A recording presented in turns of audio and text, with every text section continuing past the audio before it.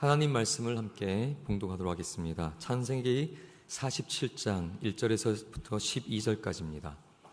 창세기 47장 1절에서부터 12절까지 저와 한 절씩 교독하도록 하겠습니다. 요셉이 바로에게 가서 고하여 이르되 내 아버지와 내 형들과 그들의 양과 소와 모든 소유가 가나안 땅에서 와서 고센 땅에 있나이다 하고 내 형들 중 5명을 택하여 바로에게 보이니 바로가 요셉의 형들에게 묻되 너희 생업이 무엇이냐? 그들이 바로에게 대답하되 종들은 목자이온데 우리와 선조가 다 그러하니이다 하고 그들이 또 바로에게 고하되 가나안 땅에 기근이 심하여 종들의 양떼를 칠 곳이 없기로 종들이 이곳에 거류하고자 왔사오니 원하건대 종들로 고센 땅에 살게 하소서. 바로가 요셉에게 말하여 이르되 내 아버지와 형들이 내게 왔은즉 애굽 땅이 내 앞에 있으니 땅의 좋은 곳에 내 아버지와 내 형들이 거주하게 하되 그들이 고센 땅에 거주하고 그들 중에 능력 있는 자가 있거든 그들로 내 가축을 관리하게 하라. 요셉이 자기 아버지 야곱을 인도하여 바로 앞에 서게 하니 야곱이 바로에게 축복하매 바로가 야곱에게 묻되 내 나이가 얼마냐? 야곱이 바로에게 아뢰되 내 나그네 길의 세월이 130년이이다. 내 나이가 얼마 못 되니 우리 조상의 나그네 길의 연조에 미치지 못하나 험악한 세월을 보내었나이다 하고 야곱이 바로에게 축복하고 그 앞에서 나오니라. 요셉이 바로의 명령대로 그의 아버지와 그의 형들에게 거주할 곳을 주되 애굽의 좋은 땅 라암셋을 그들에게 주어 소유로 삼게 하고 또 그의 아버지와 그의 형들과 그의 아버지의 온 집에 그 식구를 따라 먹을 것을 주어 복양하였더라. 아멘. 기근이 심해질 때라는 제목으로 하나님의 말씀 함께 나누겠습니다. 우리 옆 사람과 함께 인사하시겠습니다. 오늘도 참 잘 오셨습니다. 잘 오셨습니다. 하나님을 예배하는 자리에 참 잘 오셨습니다. 또 하나님의 은혜가 우리 성도님들에게 충만하기를 주님의 이름으로 축복합니다. 살다 보면 우리는 많은 문제를 만나게 되죠. 그런데 대부분의 문제는 우리 힘으로 감당할 수 있는 그런 문제들입니다. 집에 전등이 나갔습니까? 어떻게 하면 좋을까요? 걱정할 필요 없습니다. 아내 시키면 됩니다. 요즘엔 여자들이 이런 일을 더 잘하는 것 같더라고요. 물론 저는 제가 직접 합니다. 오해하지 마시길 바라고요. 이런 삶의 자잘한 문제들은 정말 아무것도 아니죠. 그것은 약간의 돈 또한 조금의 노력만 기울여도 충분히 해결할 수 있는 것들입니다. 하지만 또 살다 보면은 때로는 도저히 우리 힘만으로는 감당할 수 없는 그런 엄청난 거대한 문제 앞에 부딪히게 될 때도 있죠.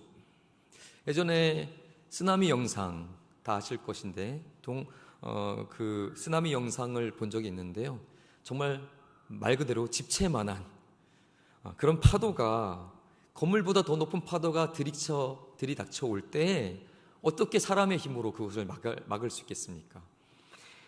도무지 인생의 힘으로 감당할 수 없는 그런 질병의 문제, 재난의 문제, 또한 경제적인 문제, 그런 엄청난 문제들이 인생에 닥쳐오면 우리는 그 문제를 우리 힘만으로 감당할 수 없기에 절망하고 때론 좌절하고 이렇게 손을 놓아버릴 때도 있습니다. 그러나 성도는 인생의 문제가 아무리 감당할 수 없을 만큼 크고 거대하다 할지라도 그 문제에 굴하고 좌절하고 포기되지 않아야 할 줄 믿습니다. 그렇다면 성도는 과연 어떻게 해야지 이 인생에 닥친 거대한 문제를 이겨내고 승리할 수 있을까요? 오늘 말씀을 통해 성도의 삶에 닥친 그 거대한 문제를 이겨내는 성도의 비결에 대해서 한번 살펴보도록 하겠습니다. 오늘 우리가 읽은 본문의 배경은 팔레스틴 지역에 지금 엄청난 대기근이 찾아온 상황입니다. 이집트 파라오가 꿈을 꿨죠. 7년의 풍년 그리고 이어지는 7년의 기근. 7년 동안 끊이지 않는 기근이 말 그대로 대기근입니다. 이 대기근이 온 지역을 뒤덮었습니다. 농사를 지어도 결실을 기대할 수 없습니다. 양식을 사려고 해도 살 곳이 없습니다. 그런데 소문이 들려왔죠. 모든 땅에 기근이 왔는데 이집트에는 그 앞선 7년의 풍년 동안에 양식을 비축해 놨다. 7년 동안의 대풍년에 그 양식을 비축해 놨으니 넉넉하다. 그 소문을 듣고 사람들이 이집트로 몰려들기 시작했죠. 그런데 그 양식을 구하기 위해 이집트에 몰려온 사람들 중에 누가 있었냐면 요셉의 형제들이 있었습니다. 그러니 하나님의 축복을 받은, 하나님의 축복하시기로 약속한 그 야곱의 후손, 아브라함의 후손인 이 요셉의 형제들, 요셉의 가족들에게도 지금 어떤 상황이 찾아왔습니까? 대기근이라는 그런 힘든 상황은 세상 사람들과 똑같이 찾아온 것입니다. 우리는 이 말씀을 통해서 오늘을 살아가는 성도의 삶에도 세상 사람들과 똑같이 대기근이라는 위기는 찾아올 수 있구나, 그것을 알 수 있습니다. 그래서 하나님의 보호하심을 약속받았죠. 하나님의 축복을 약속받았습니다. 하나님이 우리와 함께 하십니다. 그런데 성도들도 세상 사람들과 동일하게 그 문제를 겪는단 말입니다. 그런데요, 똑같은 고난을 당하는 것처럼 보여도 세상 사람들이 가는 길과 성도들이 가는 길은 다르다는 것을 오늘 말씀을 통해 알 수 있습니다. 오늘 본문을 보면 먼저 세상 사람들이 이집트에 와서 요셉을 만나 양식을 구하죠. 요셉에게 애걸 하는 모습을 볼 수 있습니다. 우리가 다 읽지 않은 본문에 보면은 사람들이 찾아와서 요셉을 만나서 이렇게 막 부탁을 합니다. 돈을 얼마든지 줄 테니 우리에게 양식을 팔아달라고. 이것이 세상 사람들의 모습이겠죠. 살기 위해서 여러 가지 자기 할 수 있는 방법과 수단 방법을 동원해서 이 문제를 해결해 보려고 발버둥 치죠. 그런데 본문을 보면요, 이 사람들이 찾아와서 양식을 계속 샀잖아요. 1년, 2년, 3년. 근데 이게 흉년이 몇 년을 갔습니까? 7년입니다. 그러니 점점 가진 돈은 떨어지는 거죠. 그래서 이 사람들이 이제 가진 돈이 떨어져서 뭘 팔기로 하냐면 가축을 팔기로 합니다. 근데 가축을 판다는 것은 이것은 문제가 됩니다.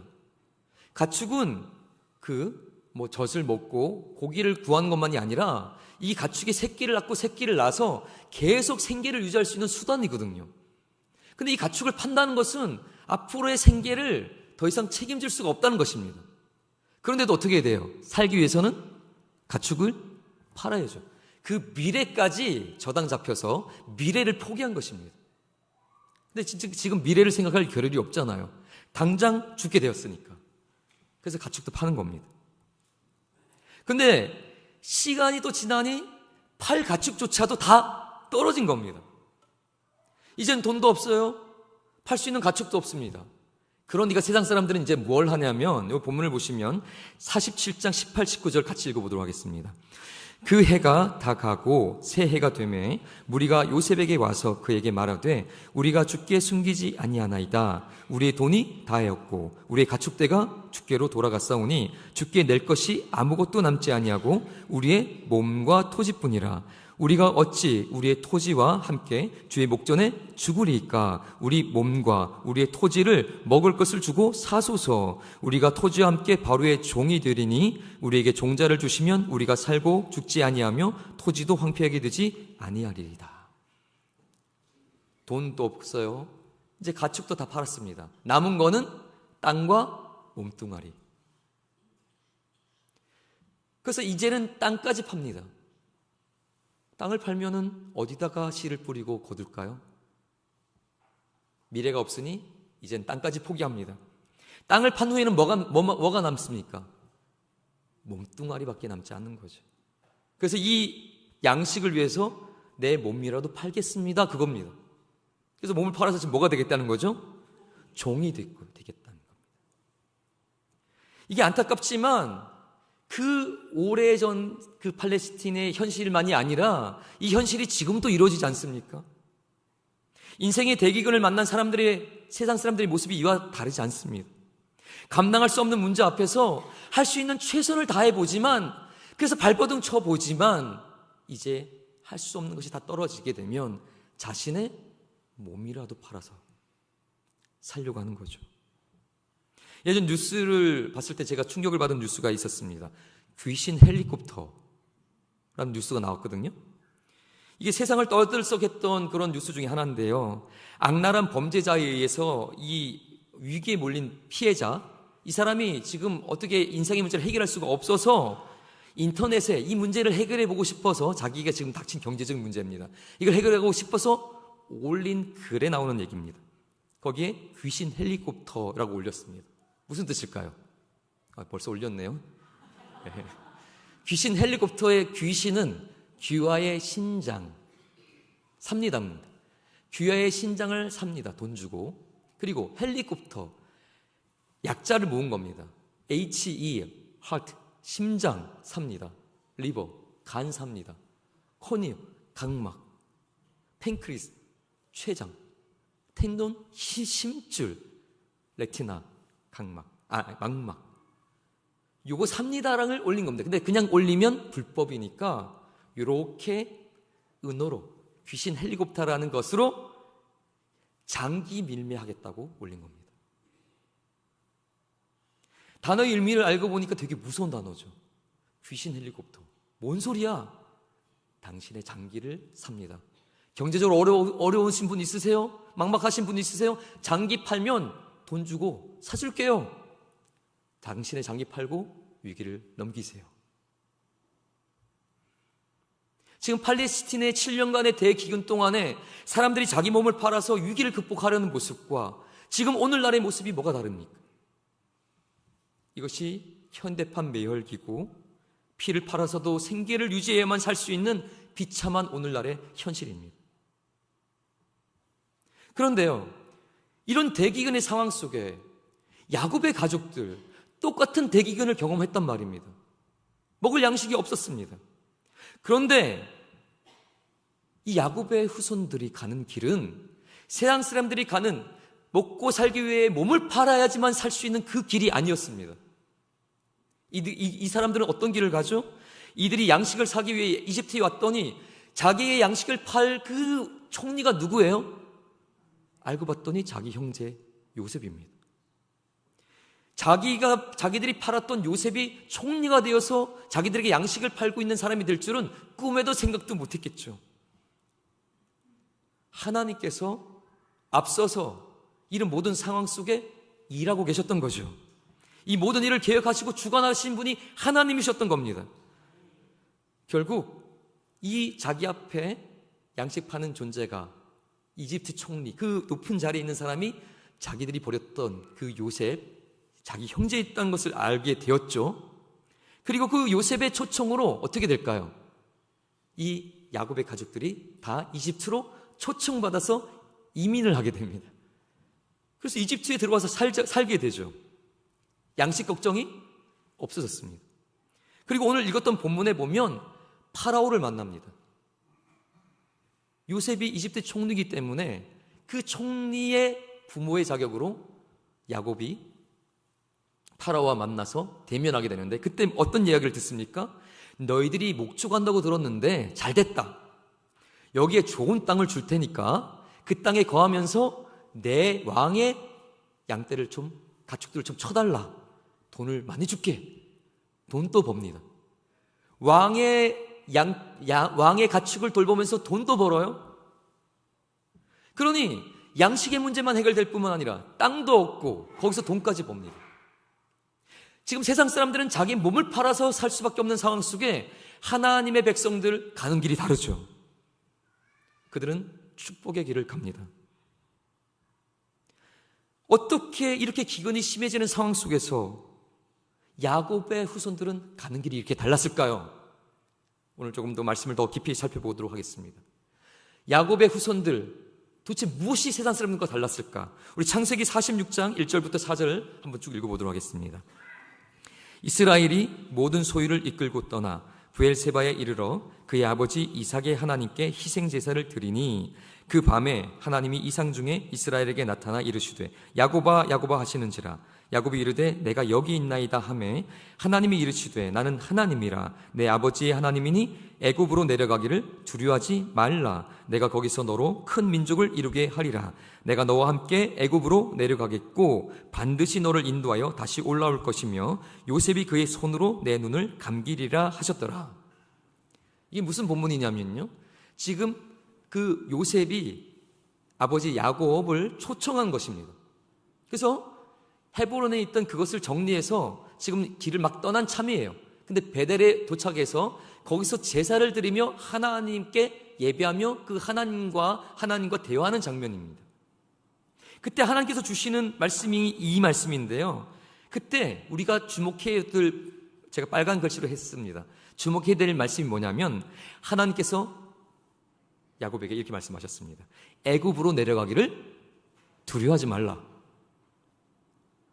이상하지 않아요? 저만 이상한가요?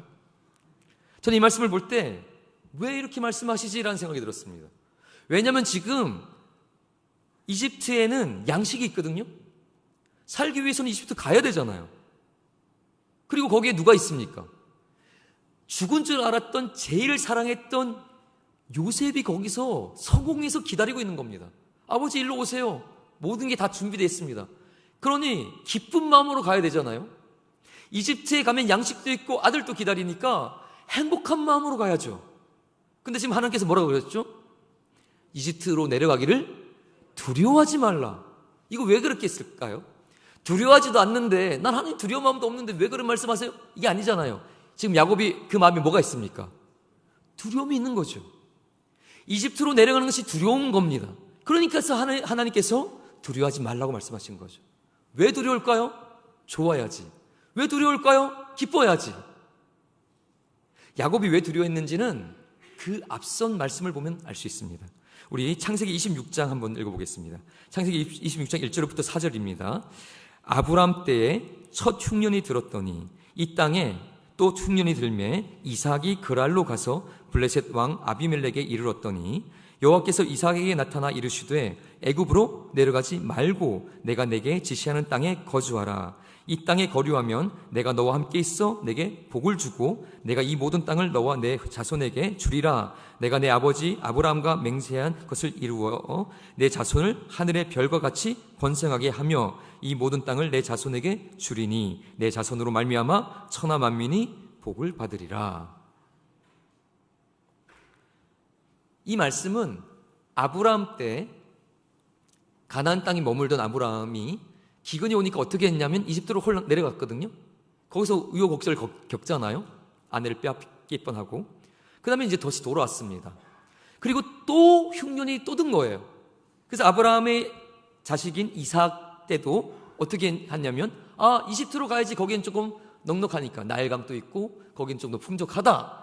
가려고 했더니 하나님께서 그랄, 여기가 이제 블레셋이 있는 지역인데 여기 갔는데 하나님께서 말씀하신 겁니다. 뭐라 그랬죠? 애굽으로 내려가지 말라. 이집트로 가지 말라. 왜요? 내가 너에게 준 땅은 여기다. 내가 여기서 너희와 함께 할 거고 너에게 복을 줄 거고 여기서 큰 민족을 이루게 할 거고 또 이 땅을 너에게 줄 거다. 이런 약속을 주셨단 말입니다. 그래서 이삭 때부터 헤브론에 거주하는 거예요. 그리고 야곱도 헤브론에 살고 있습니다. 계속 거기에 머문 이유는 이 하나님의 말씀이 있었기 때문입니다. 애굽으로 내려가지 말고 여기서 머물라. 내가 너와 여기서 함께하고 여기서 복을 줄 거니까. 야곱은 그 약속의 말씀을 붙잡고 여기 머물러 있었어요. 그래서 지금이 어떤 상황입니까? 아브람 때보다도 이삭 때보다도 더 심각한 기근이 가중되어 있는, 가장 역사상 가장 심각한 대기근의 상황이란 말입니다. 그러니 할아버지 아브람처럼 아버지 이삭처럼 이집트에 내려가야 되잖아요. 근데 아예 내려갈 생각을 안 했습니다. 뭐 했죠? 안 내려가고 계속 여기 머물면서 아들들을 보냈잖아요. 양식 사오라고. 왜 야곱은 그랬을까요? 왜 자신이 안 내려가고 집이 이집트로 이주하지 않고 자식들만 계속 보내고 자기는 여기 머물렀을까요? 하나님의 말씀이 있었기 때문이죠. 여기 머물러 있으라고.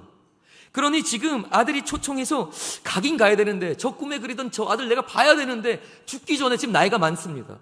죽기 전에 저 얼굴 보고 죽어야 되는데, 근데 내려갈 때 그 마음이 불편합니다. 또 두려움이 있습니다. 하나님이 여기 머물라고 했는데 내가 가도 될까?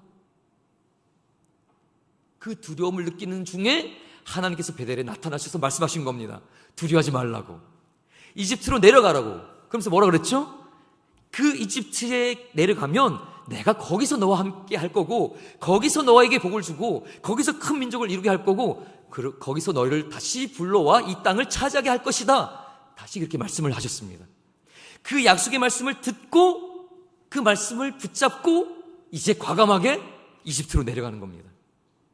여러분, 이것이 야곱이 세상 사람과 다른 이유예요. 세상 사람들은 어떻게 활동합니까?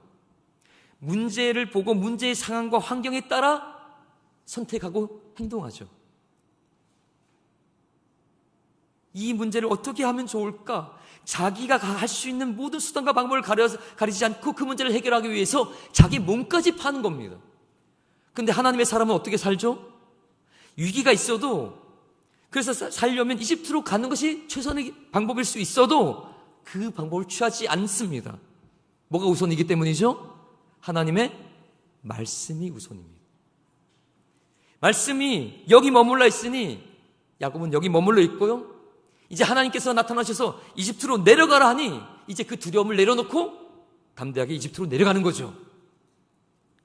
하나님의 사람이 기근, 위기 상황을 극복하는 비결은 하나님의 말씀을, 그 음성을 듣고 그 말씀을 믿고 순종하는 것입니다. 그러면 하나님께서 길을 여십니다.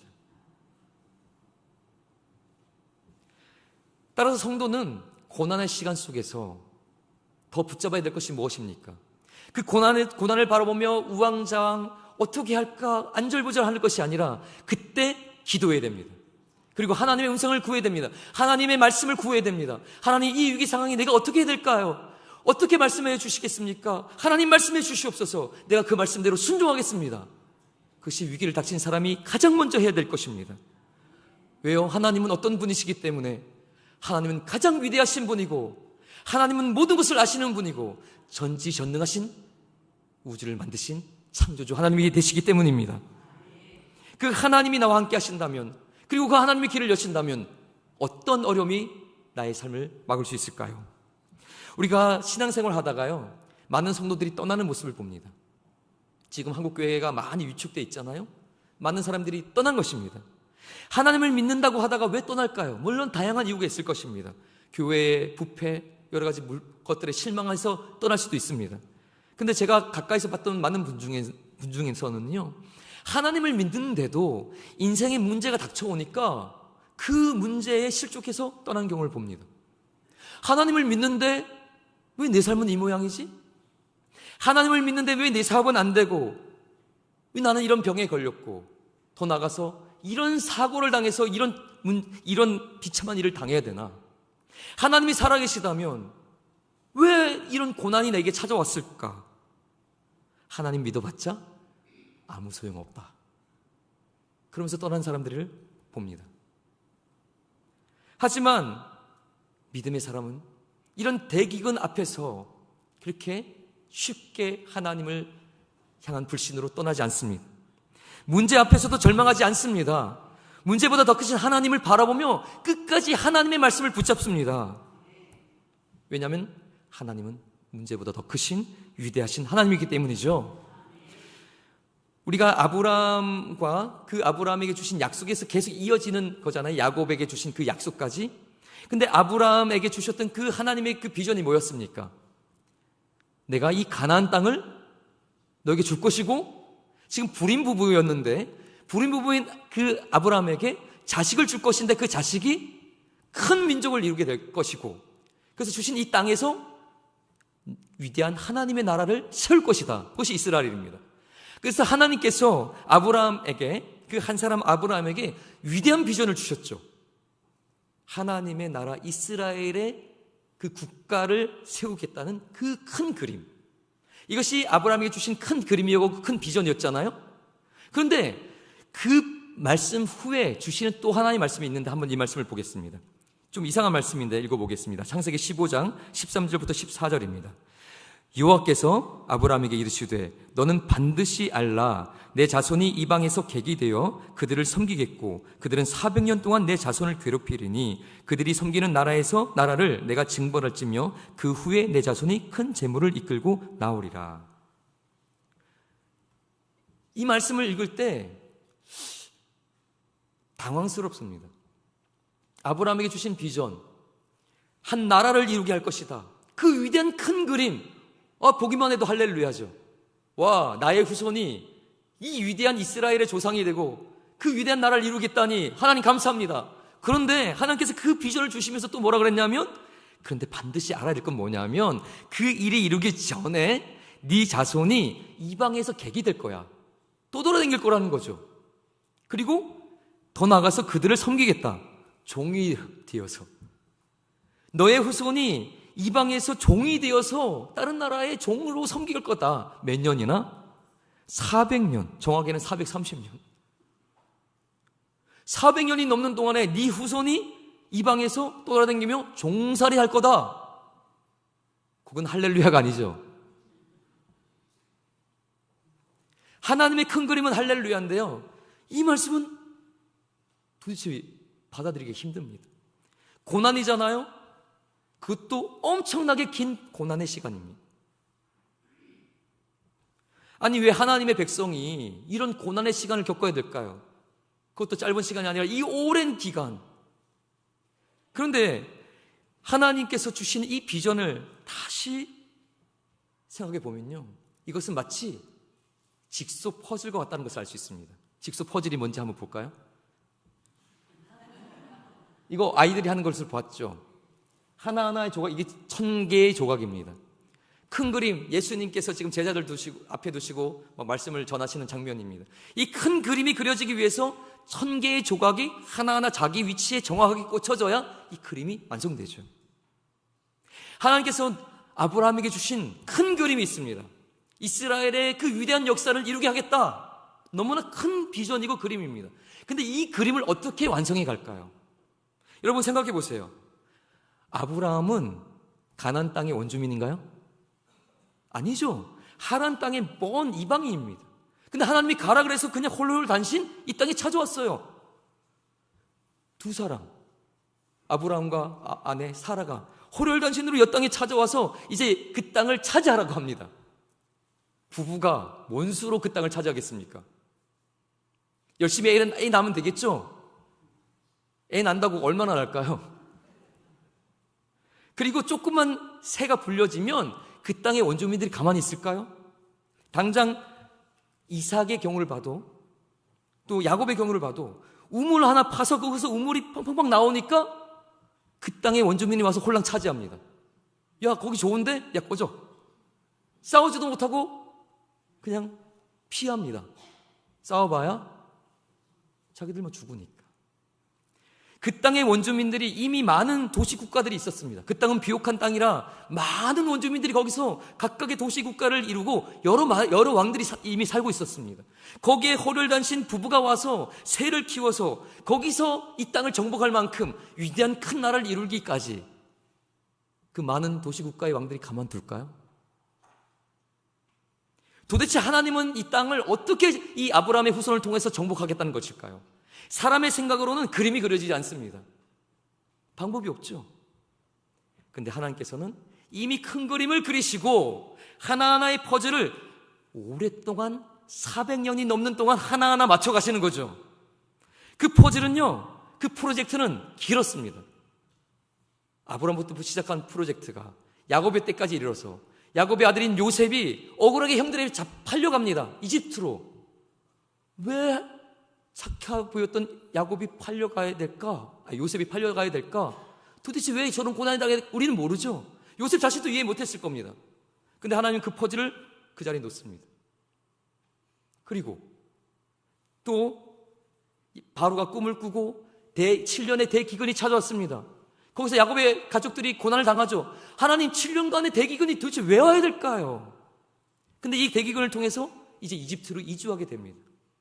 그리고 야곱의 후손들이 가나안 땅이 아니라 이집트 안에 들어가서 뭐 하게 되죠? 왕의 가축을 치며 라암세스라는 비옥한 땅에서 새를 불리게 됩니다. 당시 이집트는 최강의 제국이거든요. 어떠한 다른 나라도 함부로 이집트를 건들 수 없습니다. 가장 안전한 요람입니다. 그 안전한 요람에 들어가서 하나님 그 안전한 요람에 이스라엘을 집어넣으시고 거기서 그 소수였던 한 가족을 새를 불리는데 얼마나 불어났습니까? 한 나라를 이룰 수 있을 만큼 엄청난 새가 불어났습니다. 그래서 이집트 사람들이 두려워할 정도로 이들이 배신하면 우리나라 망할 수 있다. 그리고 하나님이 때가 되니까 그들을 이집트에서 건지셔서 빼내셔서 가나안 땅에 넣으시고 거기서 전쟁을 감당케 하시고 그 나라를 세우시죠. 그 한 나라를 이룰 만큼, 그 가나안 땅에서 끊임없는 전쟁을 감당할 수 있을 만큼 사람들, 한 민족을 이루게 하시고 거기서 어떤 경제적인 준비도 하게 하신 것입니다. 이것은 하나님의 큰 계획이죠. 사람이 결코 생각할 수 없는 하나하나의 퍼즐 조각이었습니다. 근데 그것을 하나님께서 계획하시고 이루어 가셨던 것입니다. 여러분, 이것이 우리가 고난의 때에 그 상황을 보지 말고 다 이해할 수 없지만 이 고난이 도대체 내게 왜 왔고, 하나님을 믿는데 왜 내 사업이 안 되고 내 자녀는 병에 걸리고 이런 질병을 만나고 이런 사건 사고로 무너지는가, 다 설명할 수 없습니다. 누가 설명한다도 그것으로 다 이해될 수 없습니다. 왜요? 하나님의 그림은 더 크기 때문입니다. 400년이 넘는 동안에 이스라엘의 구원을 이루신 하나님은 사실 창세 때부터 우리의 구원을 위해서 지금까지 일하고 계신 분입니다. 그 거대하고 그 거대한 구원의 프로젝트를 어떻게 우리가 다 이해하고 그 퍼즐 하나하나, 그 수많은 퍼즐을 우리가 다 설명할 수 있겠습니까? 그러니 우리는 다 이해할 수 없어도, 고난을 다 설명할 수 없어도 뭐 해야 될까요? 그 전능하신 하나님, 큰 그림을 그리시는 위대하신 하나님을 전적으로 신뢰하고 그분을 믿고 그분께 인생을 맡기고 한 걸음 한 걸음 순종의 길을 가는 것입니다. 그것이 대교관에서 승리하는 성도의 비결입니다. 그러기 위해서 필요한 것은 두 가지입니다. 이 기근의 때에 하나님의 음성을, 주의 말씀을 들을 수 있는 귀가 열려야 합니다. 말씀이 들려오면 살 수 있습니다. 아브라함에게 하나님께서 비밀까지도 숨기지 않으셨거든요. 근데 아브라함과 어떤 관계였기 때문이냐면, 이사야 41장 8절을 보시면, 그러나 나의 종 너 이스라엘아, 내가 택한 야곱아, 나의 벗 아브라함의 자손아, 내가 아브라함에게 무엇을 숨기겠느냐? 힘드십니까? 괴롭고 어려우십니까? 하나님, 이 문제 해결해 주세요. 그 기도보다 더 근본적인 기도가 뭐냐면요, 하나님과의 관계 안에서 주의 음성을 듣고 주의 말씀이 들려오도록 주여 내게 말씀하여 주옵소서. 그것이 더 위대한 기도입니다. 그래서 주님의 그 친밀한 사랑의 관계에서 혹시 멀어지신 분이 있다면 이 문제 앞에서 문제 해결보다 하나님과의 관계를 먼저 회복하시기 바랍니다. 그리고 주의 말씀이 들려온다면 그 다음은 뭘까요? 그 말씀에 과감하게 순종하는 것입니다.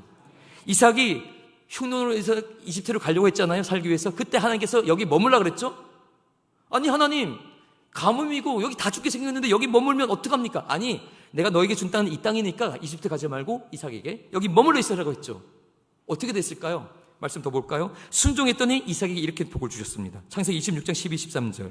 이삭이 그 땅에서 농사하여 그 해에 100배나 얻었고 여호와께서 복을 주심으로 그 사람이 창대하고 왕성하여 마침내 거부가 돼요.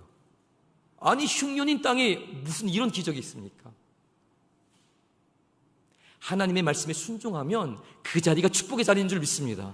그러니 고난이 있다고, 여러 가지 감당할 수 있는 어려움이 있다고 좌절하지 마시고, 하나님, 그 위대한 하나님이 살아계시기 때문에 주님을 더욱더 붙잡고 주의 말씀을 붙잡고 순종의 길을 가시기를 주님의 이름으로 축복합니다.